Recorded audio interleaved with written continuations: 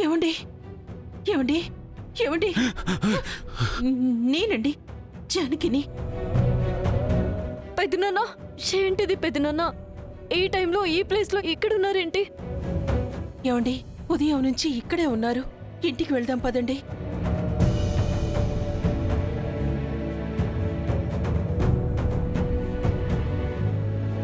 పల్లెటూరులో పుట్టి పెరిగిన వాళ్ళం. పగలు రాత్రి మాకు తేడా ఉండదమ్మా. మీరిక్కడే ఉంటే మన ఇంట్లో ఉన్న వాళ్ళంతా దిగులు పడుతున్నారు.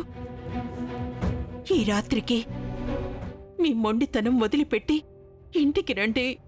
రండి వెళ్దాం. లేదు జానకి, అసలు ఇంటికొచ్చే ఉద్దేశమే ఉంటే నేనిక్కడి దాకా వచ్చేవాణ్ణే కాదు కదా.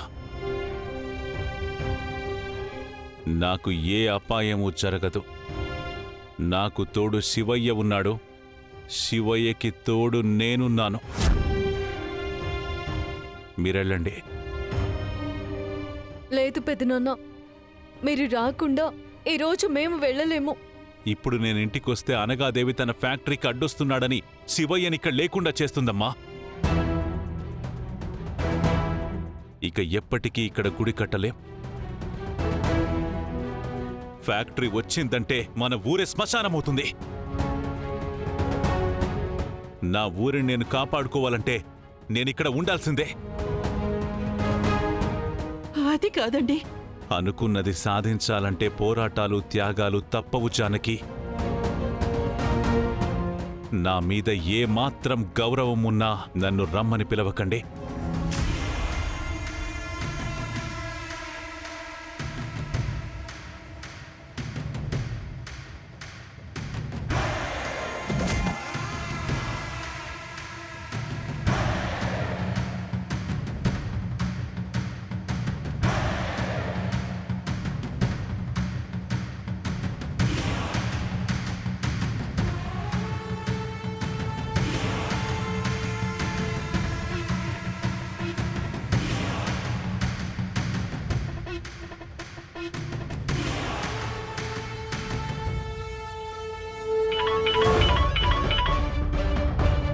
ఆద్య, రామా, పెదనాన్న పొలం నుంచి రానంటే రానని చెప్తున్నారు.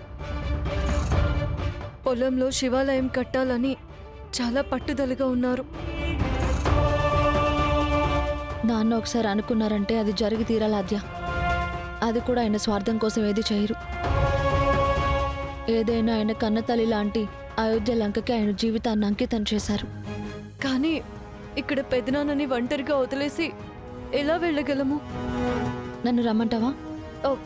వద్దు రామా, పెదనాన్నని కన్విన్స్ చేసే ప్రయత్నం చేస్తాము. మనం త్వరగా నిజాన్ని బయటకు తీసుకురావాలి ఆద్య.